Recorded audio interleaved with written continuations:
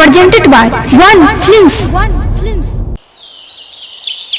छाना के लागोरी के पाला ये रामा निकाला गे ये हमर सोना ये अही के बड़ाई करै छी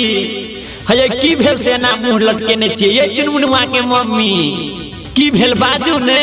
नहीं बाजब जाओ हे ये हमर प्यारी दुलारी बाजू ने नहीं बाजब की दिक्कत भेल ठीक छे आओ सुनू मंचला रिकॉर्डिंग स्टूडियो हम आहा लगया कोकाकोला ये म्यूजिक बाय युकेश भाई हम आहा लगया कोकाकोला ये सैया गर्मी ने हमरा सहल जातियो बिना एसी के हमरा नहीं रहल जातियो यो पिया की कहै छी सैया गर्मी ने हमरा सहल जातियो बिना एसी के हमरा नहीं रहल जातियो पिया सुतै छी पंखा डोला दिया अच्छा जाय छी सजन ही बाजार दिया झोला ये हम आहा लगया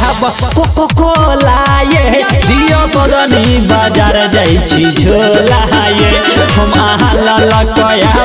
कोकाकोला ये बहुत काम करत नहीं हो बिल्कुल नहीं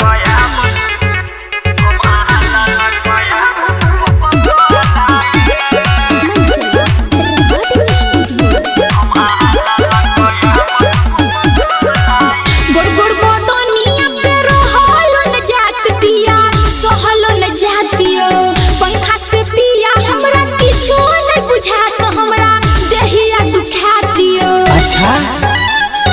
ई बात हो कोन दिन यहाँ बरदास करू ना हमरा पे यहाँ विश्वास करू ना विश्वास करत करत तो हमर ई हाल भ गेल पिया हाथ से ना डोला दिया सुनू जाय छी बाजार दिया सजनी झोला ये हम आहा लगया कोकाकोला ये जाय छी बाजार दिया सजनी झोला ये हम आहा लगया कोकाकोला ये कहीं जाओ ना बड़ परेशानी छे से तो हम बुझै छियै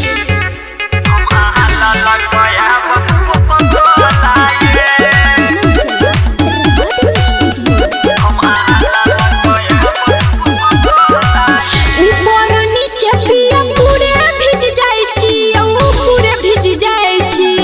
दिन पे दिन पिया गलल हम जाय छी हलल हम जाय छी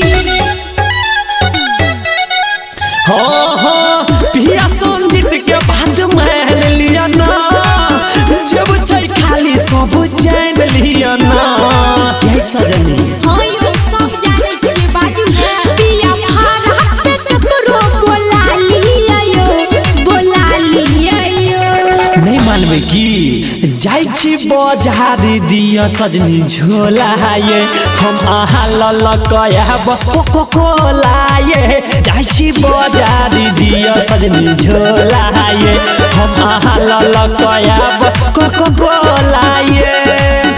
नहीं मानो ये नहीं मानबे तो छेबै कत।